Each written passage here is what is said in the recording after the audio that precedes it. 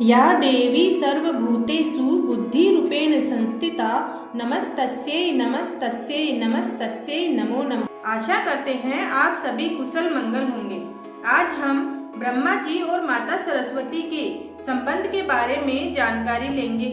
जो जगत में कई धारणाएं फैली हुई है कि सरस्वती माता ब्रह्मा जी की पुत्री है, तो कहीं कहा जाता है कि ब्रह्मा जी और सरस्वती माता पति पत्नी हैं।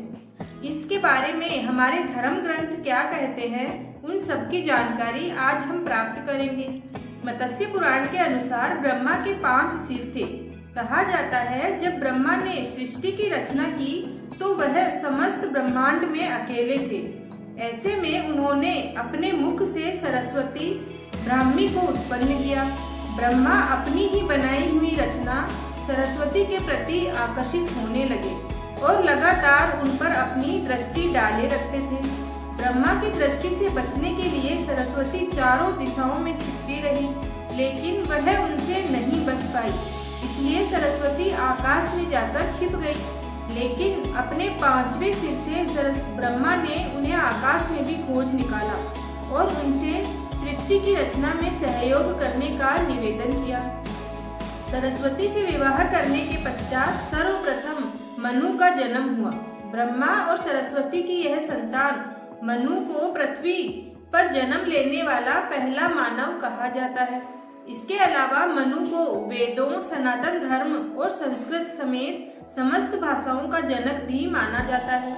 प्रजापति ब्रह्मा का अपनी ही पुत्री के प्रति आकर्षित होना और उसके साथ संभोग करना अन्य सभी देवताओं की नजरों में अपराध था।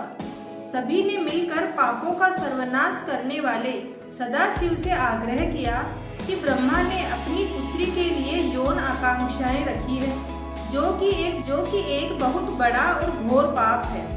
ब्रह्मा को उनके किए का फल मिलना ही चाहिए। क्रोध में आकर शिव ने उनके 5वें सिर को उनके धड़ से अलग कर दिया था।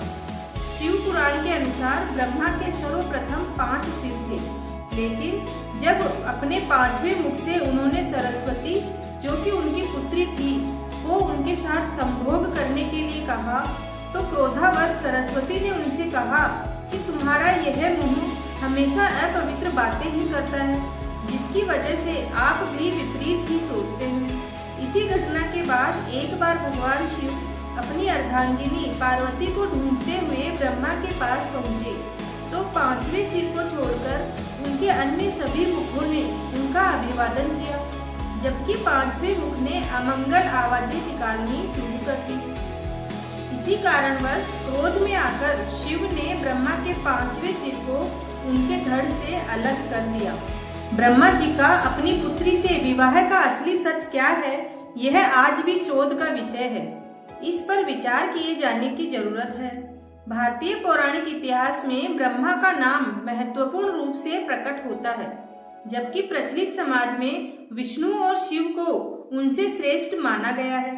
कालांतर में ब्रह्मा को हाशिए पर धकेल दिए जाने के कई कारणों में से एक है सावित्री का श्राप, और दूसरा कारण यह है कि ब्रह्मांड की थाह लेने के लिए जब भगवान शिव शंकर ने विष्णु और ब्रह्मा को भेजा, तो ब्रह्मा ने वापस लौटकर सदाशिव से असत्य वचन कहा कि उन्होंने ब्रह्मांड की थाह ले ली है।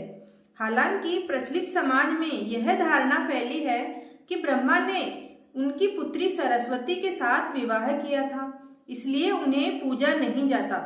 अब यह कितना सच है, यह तो शोध का विषय है। कुछ विद्वान इसे भ्रांत धारणा मानकर खारिज करते हैं। हालांकि सच्चाई यह भी है कि पुराणों में एक जगह उल्लेख मिलता है कि ब्रह्मा की पत्नी विद्या की देवी सरस्वती उनकी पुत्री नहीं थी। उनकी एक पुत्री का नाम भी सरस्वती था, जिसके चलते यह भ्रम उत्पन्न हुआ है। पौराणिक मान्यता के अनुसार ब्रह्मा की पुत्री सरस्वती का विवाह भगवान विष्णु से हुआ था, जबकि ब्रह्मा की पत्नी सरस्वती अपरा विद्या की देवी थी, जिनकी माता का नाम महालक्ष्मी था और उनके भाई का नाम विष्णु था। विष्णु ने जिस लक्ष्मी नाम की देवी से विवाह किया था, वे भृगु ऋषि की पुत्री थी या समुद्र की पुत्री थी।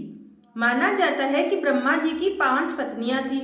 सावित्री, गायत्री, श्रद्धा, मेधा और सरस्वती। इसमें सावित्री और सरस्वती का उल्लेख अधिकतर जगहों पर मिलता है। यह भी मान्यता है कि पुष्कर में यज्ञ के दौरान सावित्री के अनुपस्थित होने की स्थिति में ब्रह्मा ने वेदों की ज्ञाता विद्वान स्त्री गायत्री से विवाह कर यज्ञ संपन्न किया था। इससे सावित्री ने रुष्ट होकर ब्रह्मा को जगत में कहीं भी नहीं पूजे जाने का श्राप दे दिया था। उन्होंने कहा कि आपने मेरा इंतजार नहीं किया और एक गैया को मेरी जगह दे दी। गुज्जर इतिहासकार के जानकार मानते हैं कि गायत्री माता एक गुज्जर महिला थी। भक्तों, यह एक शोध का विषय है जिसके ऊपर धार्मिक जन अपने शोध किए जा रहे हैं। आपको अगर यह जानकारी अच्छी लगी हो तो चैनल को जरूर सब्सक्राइब करें और लाइक एंड कमेंट लिखें और कमेंट में जय ब्रह्मदेव, जय सरस्वती माता लिखना ना भूलें। धन्यवाद।